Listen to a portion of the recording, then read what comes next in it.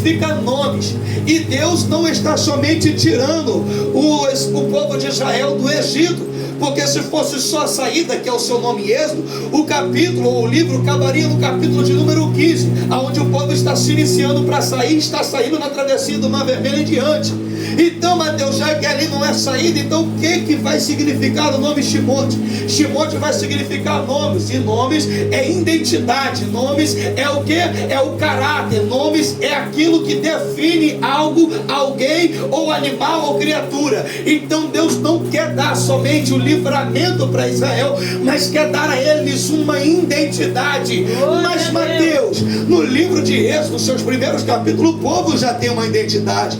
Eles são conhecidos de hebreus, eles são conhecidos como povo do outro lado. Querido, pasme você ou não, mas a história relata que hebreus tem poucas identificações. Se não me falha a memória, são 2 vezes mencionado em toda a Bíblia a palavra hebreu, porque hebreu não é a identidade deste povo da casa de Jacó, da casa de Abraão. Por que não é a identidade? Porque hebreu vem de 2 termos, ou de 2 conceitos. O primeiro, povos de outro lado, e se assim pegarmos, significa que era a maneira que eles eram conhecidos pelos outros povos. Quando olhavam-se para o povo semítico da casa de Jacó, eles olhavam e diziam: eis aí o povo do outro lado, o povo que é do outro lado do rio Jordão, que vem do outro lado do Jordão, da área da Mesopotâmia. Ou o segundo termo significa que eles eram filhos de Heber, e Heber é da nação ou da geração semítica, filhos de Noé, da nação e da descendência de Noé. Então, queridos, essas 2 relações não tem nada a ver com a casa de Israel, mas foi uma definição que os povos adquiriram dele. E aqui eu abro o parênteses para a sua vida: você não é aquilo que as pessoas dizem que você são, você não é aquilo que o mundo acha que você é, você não é aquilo que as pessoas depositam em você, você não é aquilo que os seus pais disseram que vocês são. Mateus, eu não estou entendendo, eu aplico mais profundo. Tem gente aqui que entrou aqui e dentro da casa disse: é amaldiçoado. Dentro da casa ouviu: é mentiroso, é enganador. Dentro da casa disse: é falso, é pequeno, não é ninguém. Dentro da casa você ouviu: vai ser ladrão, vai ser bandido, vai ser prostituta. Dentro da sua casa, até mesmo de pais e de parentes, você ouviu: nunca vai prestar. Só que Deus me trouxe aqui para te dizer que a sua identidade não foi forjada na boca do homem, não foi forjada na boca dos seus pais, não foi forjada na semente dos seus pais. Então onde foi? A palavra de Deus diz na Bíblia que a certas pessoas, a certos profetas e reis e homens, Deus gerou a identidade no ventre da sua mãe. Ou seja, quando você ainda era formado, antes de você for formado, antes de você vir à existência, já tinha uma identidade sobre sua vida, já tinha uma providência sobre sua vida. E que providência é essa? A palavra de Deus já diz que o Senhor nos amou de tal maneira que deu seu Filho único gênito para todo aquele que nele cresce e não perecesse, mas tenha a vida eterna. Então significa que Deus te deu uma identidade para ser salvo, lavado e remido com o sangue do Cordeiro. Eu vim para te dizer nessa noite, eu aplico com toda certeza, que ainda que o inimigo olhou na tua cara, te desafiou, te humilhou, te apedrejou, te esfregou no chão e disse: você não vai vencer. Hoje é a gota d'água para o teu ministério acabar, hoje é a gota d'água para a tua família ir água abaixo, hoje é a gota d'água para você não ter mais fé. Deus chegou do outro lado e disse: que autoridade é essa? Quem é você para dizer algo sobre ela, sobre ela? Cadê a marca da sua mão? Cadê a marca do seu pé? Cadê o seu sangue vertido no Calvário, na cruz, para você liberar uma palavra de maldição para quem eu já decidi liberar a palavra de bênção? Ah, você não entendeu, mas você vai voar dessa cadeira ainda. Sabe que Deus, ele está dizendo: Deus se ergueu do seu trono, estendeu os olhos fixos para este lugar, olhou você e eu sentado nesta noite, pegou a palavra de maldição que liberaram sobre mim e sobre a sua vida, ele colocou sobre os seus pés, pisou, estendeu as suas mãos com marca do Calvário e digo: eles não te querem, eles não te veem, mas eu te digo que eu te escolhi. Eu te amo, eu te amo, eu te amo. Glória, glória, glória a Deus. Aleluia. Oh Deus poderoso. Então, a identidade não é aquilo que é imposta sobre nós, mas a identidade é aquilo que nós somos por essência. E todos essência são filhos de Deus, porque o homem sozinho ele não vive. Como assim? O homem sozinho, sem Deus, ele é barro. O homem sem Deus, ele é boneco. O homem de Deus é marionete. O homem sem Deus não é nada. Mas o homem com Deus é ser vivente, porque a essência de Deus, o Espírito de Deus está no homem. Ou seja, você não tem só uma identidade da terra, você tem uma identidade do céu. E a Bíblia diz que a identidade da terra é momentânea e passageira, porque hoje você está aqui, mas amanhã você não pode estar. Mas o Espírito que é te dado, ele volta para Deus. Então se ele volta, ele continua a existir. Você não entendeu? Eu vou aplicar de uma maneira melhor para a sua vida. Ei, estão te julgando por aquilo que você é externamente, estão te julgando pela tua aparência, estão te criticando por aquilo que você pode oferecer financeiramente, estão te criticando por aquilo que você oferece nas suas faculdades intelectuais, até mesmo comunicativas, estão te julgando pela tua personalidade física. Só que Deus me trouxe aqui para te dizer que ele mesmo não te julga, mas antes tem para mim e para você uma palavra de graça e de misericórdia, de libertação e de salvação. Se eu e você tomamos posse, ele entra na nossa vida, tira o que está sujo, o que está podre e transforma em vida. Eu vim para te dizer de um Jesus que quando pega o homem no monturo, faz ele habitar entre os príncipes. Quando ele pega uma mulher viúva, faz habitar em família. Ele pega o pequeno, coloca entre os grandes. Ele pega o grande e coloca entre os pequenos. Ele pega a humilhada e coloca no meio dos exaltados. Ele pega aquele que está caído e coloca de pé. Ele pega o que está no leito do hospital sem vida, morto praticamente, com o laudo assinado pelo médico. Ele dá um sopro de vida lá dentro, levanta e faz gerar testemunho. Por quê? Porque ele é Deus, o mesmo de ontem, de hoje e de eternamente. Então eu venho para anunciar, como arauto da fé e da palavra de Cristo, que se Deus te chamou e me chamou, e a marca de Cristo está em nossa vida, ou seja, o seu nome, ele diz que tudo podemos no seu nome, quando temos fé, quando temos fé, quando temos fé para alcançar as dádivas de Deus. Porque ele disse: se tiver fé como um grão de mostarda, diz a esse monte, passa para o outro lado, ele fará. Então a base para o nosso processo, para ele ser concluído e ter vitória, é a fé. Porque sem fé não podes agradar a Deus. Então a identidade de Deus para os israelitas estavam sendo forjada. E aqui vai entrar um grande colapso. Porque como é que Deus vai levantar um povo e dar identidade para eles, se o lugar que eles estão não é favorável àquilo que Deus quer fazer na vida deles? Como assim?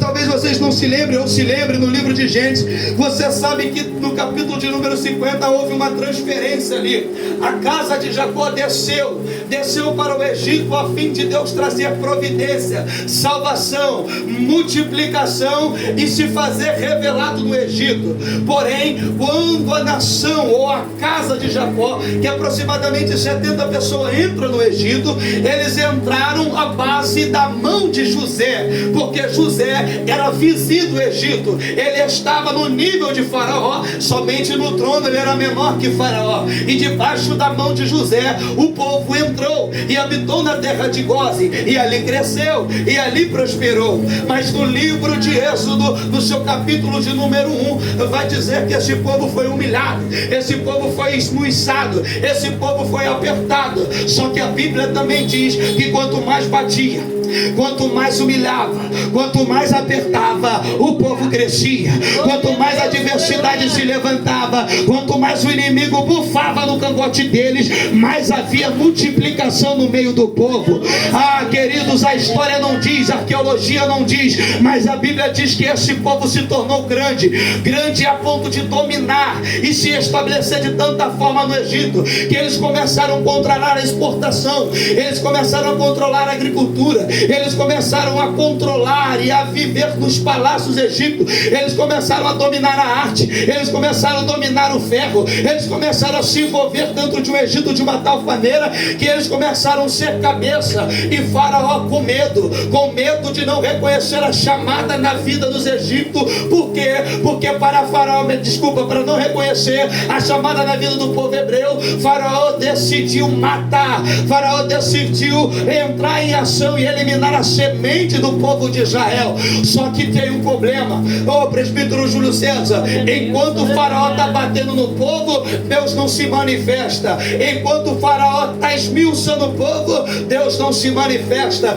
Enquanto o faraó está chacoalhando o Egito, está chacoalhando o Gósen, perseguindo, Deus não se manifesta. Mas quando o faraó vai tocar na semente, quando o faraó vai tocar nos filhos, quando o faraó vai tocar na herança de Deus na vida do povo de Israel, Deus fala: hoje não, basta, chega. Por que basta? Por que chega? Porque quando o faraó se levantou, e faraó, na teoria espiritualmente falando, ele é o próprio diabo, ele se levanta e diz: eu tenho que parar a semente da casa de Israel, porque dentro de uma dessas tribos, particularmente da Judá, nascerá o Filho de Deus, aquele que salvará o mundo. Então eu tenho que tocar na semente, porque se eu mato os filhos, eu paro a linha da promessa. Se eu matar os filhos, eu interrompo a promessa de ser cumprida. Aí ele parou de lutar com Israel e começou a lutar com Deus. E aqui eu aplico: tem situações da minha e na sua vida que o diabo, não podendo te apertar, ele não está vencendo. Te caluniando, ele não está te vencendo. Te apedrejando, ele não está te vencendo. Te vendendo, ele não está te vencendo. Te matando dentro do seu lar, mas ele não está te vencendo. Te arrastando a tua cara dentro de casa, fora de casa, na rua, ele não está te vencendo. Aí ele vai tentar apelar. E quando ele tenta apelar e usar o poder dele na máxima, chega alguém maior do que ele, por nome de Jesus de Nazaré. E quando o diabo tenta te tragar como leão, o verdadeiro leão aparece, dá um rugido, cai demônio, cai inferno, cai trono, cai potestade, as portas do inferno é abalada. Mas na sua vida, na sua família, na sua casa, ele não toca, porque tem uma promessa. Glória a Deus, aleluia. Então, queridos, ele tenta tocar naquilo que ele não pode, diz que Deus se manifesta. Quando o faraó entra por uma porta, Deus já tinha manifestado o poder. Como? Enquanto o faraó tocava na semente, Deus já tinha tirado Moisés de lá e já tinha infiltrado dentro do terreno do inimigo. Você não está entendendo? Eu vou aplicar de maneira clara. Esse é meu papel aqui, é fazer você entender. Enquanto o inimigo te cerca de um lado, enquanto o inimigo te cerca do outro, enquanto Satanás está gastando os poderes para te derrubar, enquanto o inimigo está investindo pesado para destruir a tua vida, a tua família, a tua casa, ele não está vendo o agir de Deus na manifestação do poder do glorioso, infiltrando uma bomba atômica oculta dentro do reino do Egito. Você não entendeu? Quando o inimigo está indo pela frente e pela tua costa, pelo teu lado e pelo outro, e você olha para o céu e diz: Deus me socorre. Deus já trouxe na introdução da palavra que ele não trabalha daqui para lá, mas ele trabalha de lá para cá. Deus já estava travando guerra que você nem sabe. Deus já estava plantando uma bomba que explodiu o trono de Faraó faz tempo. O míssil de Deus já estava teleguiado, o caminho já estava aberto, só que Faraó não entendia. Por quê? Porque Deus não quis derrubar Faraó com um golpe. Por quê? Porque derrubar Faraó com um golpe seria muito fácil. Então Deus, como ele também quer trazer a identidade de Israel, mas também quer se fazer conhecido, ele vai começar a golpear de uma vez por outra. Ele começa a derrubar gigante por outro. Ele começa não de cá para lá, mas ele começa de lá para cá. E a gente vai entender um pouquinho disso. Ele toca na semente, Deus já tinha enviado Moisés, Moisés cresce. A vida de Moisés é dividida em 3 períodos de 40 anos no Egito, 40 anos em Midian e 40 anos guiando o povo de Israel. Ele vive nessa aproximadamente 120 anos e a sua vida é dividida aqui. Enquanto Moisés estava no Egito, Deus já estava tratando com ele. Enquanto Moisés estava em Midian, Deus já estava tratando com ele. Moisés passa 80 anos trabalhando e sendo trabalhado para se tornar o líder de Israel. Moisés passou 40 anos no Egito, Deus estava com ele. Moisés passou 40 anos em Midian, Deus também estava com ele. E quando ele assume a chamada e a vocação, ele já tinha aprendido 80 anos de ministério para exercer 40. Aí Deus me trouxe aqui para te dizer: está preocupada com o quê? Está preocupado com quem está no Egito, se eu tenho promessa na vida? Está preocupado com quem está em Midian, porque eu ainda tenho promessa na vida? Está se desesperando por quê? Porque antes de você ver nascer, eu coloquei um profeta, botou a mão na tua barriga e disse: vai ser pregador, vai ser levita, vai me servir. Por que você está se desesperando? Está até questionando se eu já te falei que eu vou tratar, vou trabalhar e vou manifestar. Então sossega a tua mente, o teu coração, para de ficar desesperada, começa a me adorar, se entregar verdadeiramente, porque eu acho, eu manifesto, eu vou falar, desceu. Não é porque está no Egito que não é meu, não é porque não está em Midian que está em Midian que não é meu, não é porque está no Egito que é do mundo, não é porque está em Midian que é das trevas. Eu chamei, eu separei, estou trabalhando e estou moldando, porque se tivesse no povo de Deus, estava sendo escravo, mas eu levei para o Egito e levei para Midian, para trabalhar na vida dele, porque eu tenho na vida dele, na vida dela, é maior do que aquilo que sai da boca do homem e da mulher, porque para o homem disse, está amaldiçoado, virou carangudo, está se tornando uma pessoa insuportável, por inveja, e também porque não tem coragem de estender a mão para trazer de volta, e como ninguém tem coragem para fazer isso, deixa Deus trabalhar, deixa Deus agir, deixa Deus manifestar, porque quando o relógio de Deus bater, não tem Egito que segura, não tem Midian que segura.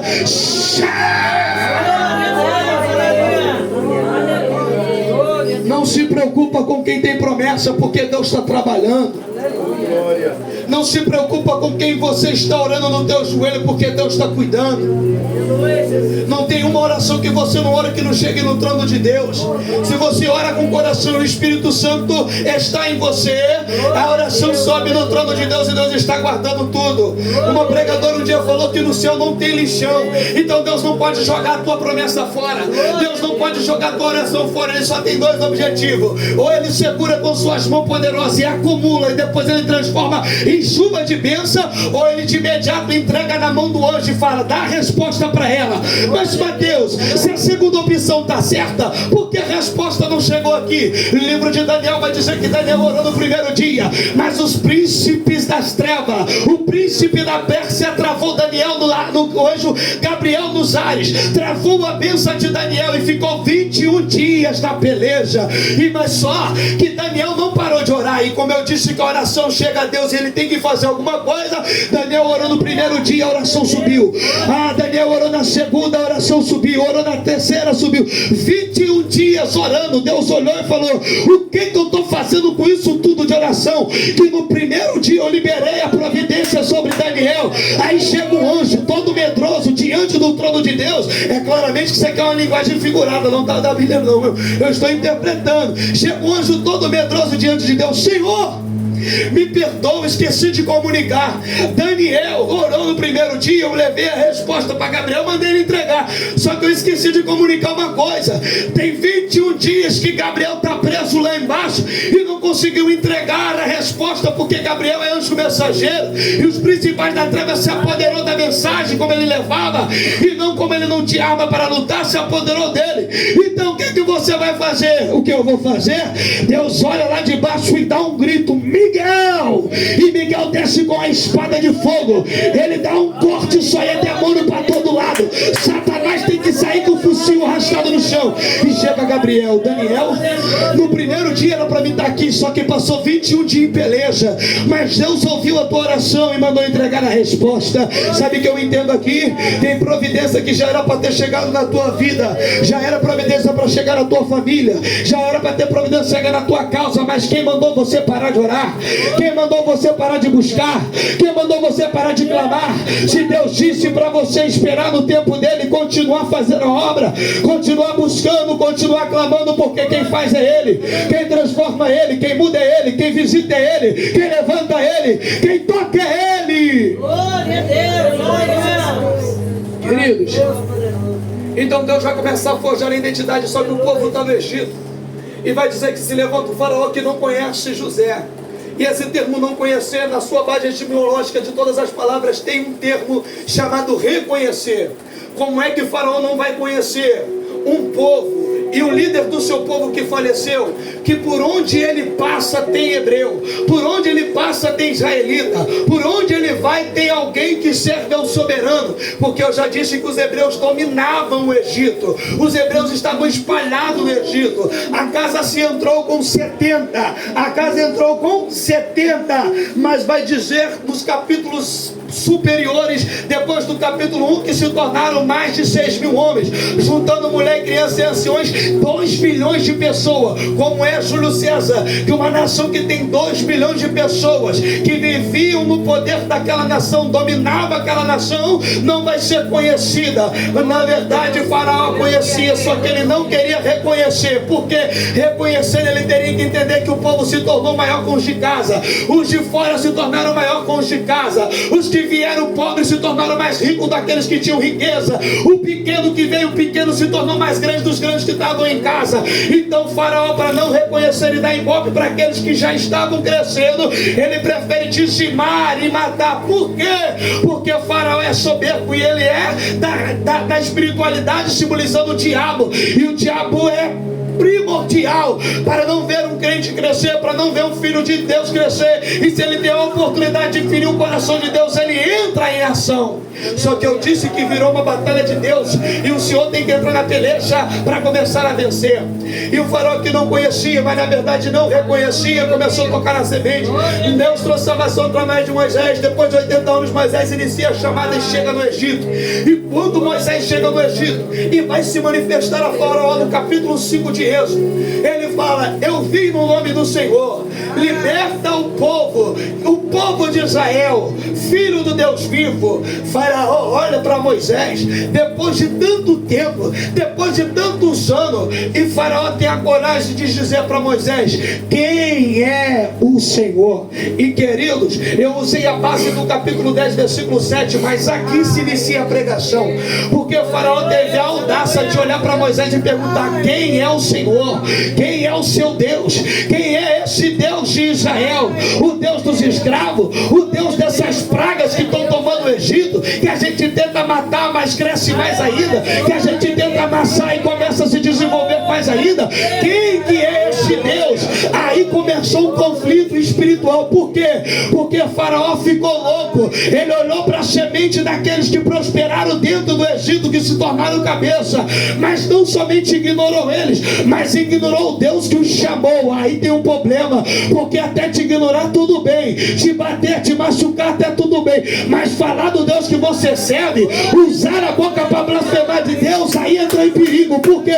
Porque quem te chamou não foi o homem, quem me chamou não foi a mulher. Pode te ferir na face e você vira outra, pode te amassar nos pés, você vai crescer e se desenvolver, mas falar do Deus que te chamou, afrontar aquele que está no trono e ninguém tem coragem de chegar lá porque ele é grande, aí virou algo espiritual e Deus entrou na batalha. E ele falou: agora eu mostro para Faraó quem eu sou. E do capítulo 5 ao capítulo 10, cerca de 8 pragas assolam o Egito. Para você entender a base do 10, versículo 7, que a gente começou a usar, os egípcios estão desesperados. Quem tinha peruca rasgou a peruca, quem estava sem cabelo não tinha mais aonde enfiar as mãos para gozar. Os egípcios estavam desbaratinados, porque dentro do Egito a economia foi rachada, dentro do Egito as famílias estavam quebradas, dentro do Egito os monumentos, as belezas estavam destruídas, dentro do Egito a saúde estava precária, dentro do Egito a economia, a agricultura, a segurança destruída. E por que tudo isso? Porque o homem tornou-se na sua loucura, achar que poderia viver contra Deus e ainda assim subsistir. Só que Deus mostrou que ele não é homem para que imite, nem filho do homem para que se arrependa. O relógio batia 430 anos, e a promessa que ele fez a Abraão, ele disse: quando bater 430 anos, eu vou entrar no Egito e vou tirar meu povo de lá. E tem um detalhe: os meus filhos vão ter que receber tempo de casa, os meus filhos vão ter que receber tempo de martírio, os meus filhos vão ter que receber 13º, eles vão despojar todo o Egito. E não é roubo, não é açoite, não é vandalismo. Então o que é? É providência, porque 430 anos serviram de cabeça baixa, serviram sem dar um pio, serviram doendo e machucando, mas hoje Deus entra neste lugar e começa a prestar conta com o inferno. Aleluia! Você pode aplaudir o Senhor enquanto eu bebo água? De dentro para fora, do trono até fora, ele bota o Egito de cabeça para baixo. Eu não vim pregar um evangelho de triunfalismo, dizendo que você vai vencer, que a vitória é sua, que Deus vai te dar carro, chave. Não, eu estou dizendo para você que batalhas que nós enfrentamos, Deus entra em situações. Eu estou dizendo para você que a gente é martirizado, a gente apanha, a gente sofre. E tudo isso devemos fazer calado. Se bater numa face, dê a outra. Se te pegarem a capa, lance a capa e a túnica. Você tem que ser fiel até um ponto, mas não ache você que o seu Deus está lá de cima batendo palma e dizendo: seja humilhado, seja açoitado. Não ache você que Deus está no trono olhando para você e tem prazer no teu sofrimento. Eu estou dizendo para você que a vingança é do Senhor, e no próprio livro de Êxodo ele vai dizer que Ele vai recompensar. Não ache que tuas lágrimas têm sido em vão. Não ache que as tuas orações de socorro têm sido em vão. Não ache que o teu sofrimento tem sido em vão. Deus vai prestar conta na hora certa. Se não for aqui na terra, vai ser no juízo. Mas você não vai ficar por baixo, porque Deus te chamou como cabeça. Deus te chamou como autoridade. Deus te chamou para fazer a diferença nessa terra. E Ele não quer ver mulher de Deus de cabeça baixa. Ele não quer ver servo de Deus de cabeça baixa. Se te apanharem pela frente e te baterem, te esmiuçarem, deixa que Deus vai te levantar. Mas de cabeça baixa você não fica, porque a unção que Deus depositou na sua história não é de derrotado, mas é de vencedor em nome de Jesus. Sabe qual é o problema do mundo? Eles batem, ele aperta, ele judeia, eles fazem de tudo, mas na segunda-feira, no domingo eles te bateram, na segunda você está de pé, na terça eles se levantaram de novo, na quarta você está melhor que ontem, na quinta eles falaram: eu mato, na sexta Deus te pega pela mão e diz: vai mais um pouquinho. Aí chega no sábado, sem demônio, potestade, espírito das trevas, se levanta em tudo de ruim e olha para você e fala: hoje eu mato ela, hoje eu acabo o café dela. E você vem para o culto de sábado e Deus te renova, Deus te transforma, Deus te sustenta, Deus dá vida. E no domingo você acorda, não tem para diabo, não tem para inimigo. Eles perguntam: o que é que está acontecendo? Aleluia, aleluia. É o poder de Deus que se aperfeiçoa na minha, na sua fraqueza. É o poder de Deus que nos enche, é o poder de Deus que nos renova, é o poder de Deus que nos dá vida, é o poder de Deus que nos leva, é o poder de Deus que nos traz, é o poder de Deus que te levanta, é o poder de Deus que te faz dormir, é o poder de Deus. Aleluia, aleluia, aleluia. E Deus chegou, chacoalhou o Egito. Deus não só dá uma identidade para Israel, mas Deus mesmo se revela no Egito. Porque para o Egito Deus não existe. Para o Egito não existe Deus. Já viu o ateísmo que está por ali? Quem é Deus? Cadê Deus? Quem é Deus? Eles se fazem cegos para por quê? Porque eles fazem-se cegos. Porque no dia que eles vejam, eles vão ter que se ajoelhar e dizer: somente o Senhor é Senhor. Eles não querem ver porque eles têm que se submeter à autoridade. E pensa num povo que é difícil submeter à autoridade, é o ser humano. Submeter-se à autoridade de Deus, ninguém quer. Ninguém quer, mas quer vitória, quer benevolência, quer graça, quer poder, quer unção, quer cargo, quer autoridade. Mas obedecer, ficar na posição, ficar ali clamando ao Senhor, ficar se revestindo, ficar buscando ao Senhor, ninguém quer, mas quer a chave da vitória na sexta, quer fazer a campanha e pensar que Deus vai de um dia para o outro, estar lá de dentro, resolver a situação. Está pensando que viver com o pé no mundo e o pé na igreja vai resolver a sua causa, não vai. Está achando que Deus é alguém que pode ser barganhado, como o Faraó achou que podia barganhar com Deus. Ele olha para Moisés e disse: ó, pode até ir cultuar, mas vai ficar as crianças e os animais. Moisés olha na cara e fala: você não entendeu ainda, meu filho? Deus já te mandou 8 pragas e ainda você não quer se humilhar diante de Deus? Não vai sair os animais, não vai sair só os homens, só as mulheres. Ou sai todo mundo, ou Deus vai destruir teu trono, tua coroa, o Egito. Mas você não segura a promessa de Deus se cumprir na vida do povo de Israel. Ei, entenda uma coisa: ficar na obediência com Deus vai te resultar benevolência, vai te resultar prosperidade espiritual, vai te resultar amadurecimento para a tua carreira. Obedecer a Deus, ficar na posição, submeter a autoridade que Deus colocou acima de você, vai te dar direito de você vencer batalhas que na desobediência você não vence, vai te dar legalidade para entrar em lugares que a desobediência não deixa você entrar, vai te dar autonomia, vai te dar preferência, vai te dar controle sobre situações situações da sua vida que na desobediência você não consegue. Por quê?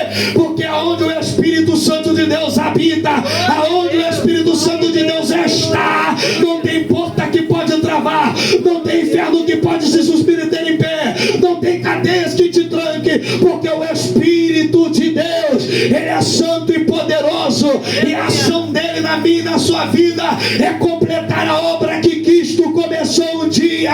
Então hoje eu vim aqui neste sábado para te dizer que o inferno não vai ganhar esta batalha, Satanás não vai vencer esta guerra, o inimigo não vai triunfar contra a tua vida e tua família, porque o Espírito Santo de Deus é quem te sustenta.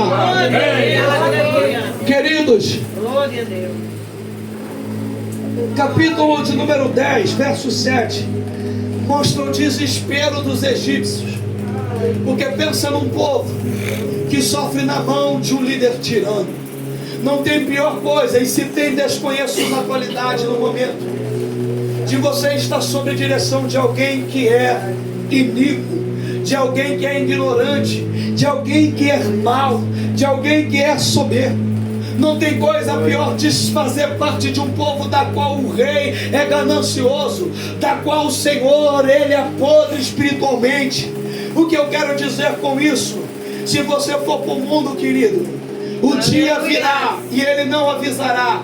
E pode ser que você possa ser que você seja pego desapercebido. E o líder que você serve no mundo é o diabo. E o diabo, ele só tem poder neste mundo porque o reino dele é terreno. Mas o reino de Deus, ele é celestial. O reino de Deus, o reino do mundo tem validade. O reino do diabo tem validade. Ou seja, ele só pode te dar enquanto você está vivo. O diabo só pode satisfazer a tua carne enquanto você tem estrutura para alimentar ela. O inimigo só pode oferecer aquilo que ele pode te dar aqui na terra. Então o que é da terra é passageiro, tudo tem validade, nasce hoje e morre amanhã. Mas o reino de Deus que Deus prometeu, que está também em Daniel, que é a pedra que esmurçou a estátua do sonho de Nabucodonosor, da qual ninguém mais submeterá ou tirará ou terá controle sobre ela, é a pedra do reino de Deus, a qual Cristo é o cabeça. Sabe o que eu vim dizer para você? Eu vim dizer que o céu continua sendo real.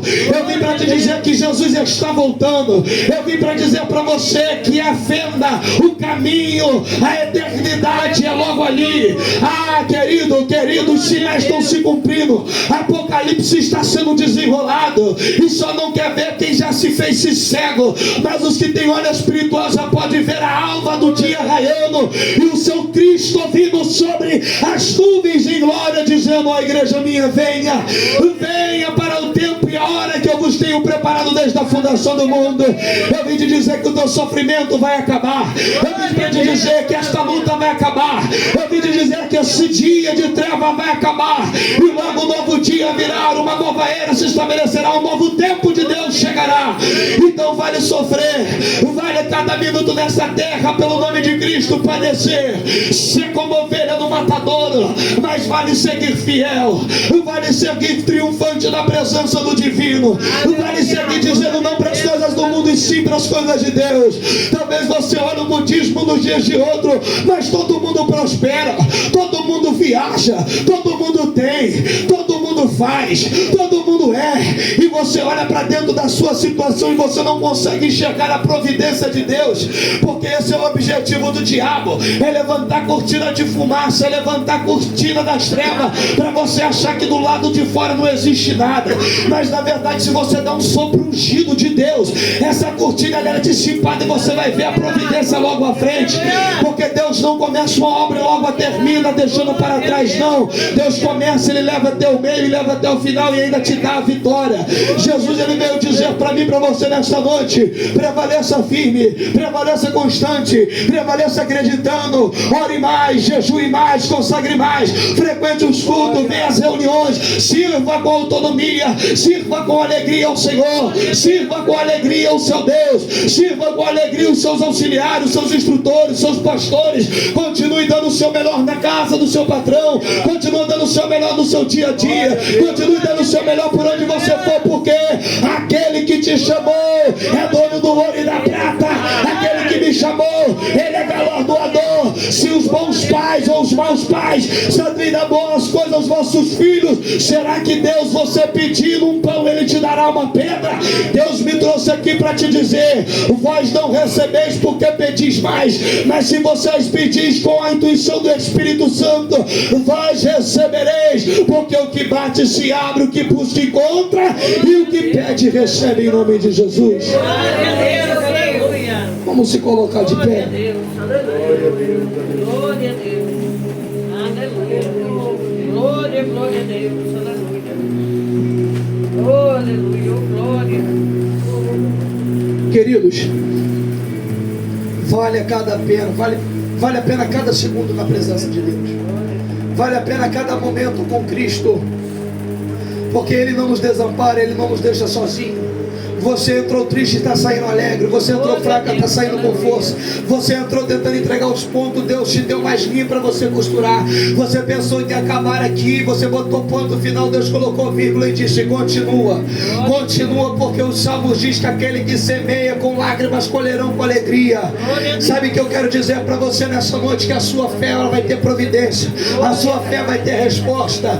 Não deixa o inimigo te enganar, não deixa o diabo roubar a tua fé, não deixa o diabo matar os seus sonhos, não deixa o diabo frustrar os teus projetos. Coloca aos pés de Cristo, coloca aos pés do Senhor. Seja fiel no pouco a Deus, seja fiel ao Senhor na dificuldade, seja fiel a Deus na tribulação, seja fiel a Deus no momento de hoje, porque no momento certo, na hora certa, Ele te colocará no muito. E eu não estou falando só da área financeira, mas eu estou falando da sua área espiritual, eu estou falando da área conjugal, eu estou falando da área física, e estou falando da área familiar, e todas as áreas da sua vida em que você depositar aos pés do Senhor, crendo e sendo fiel, você vai receber. Então nessa noite, feche os seus olhos, coloque a mão sobre o seu coração.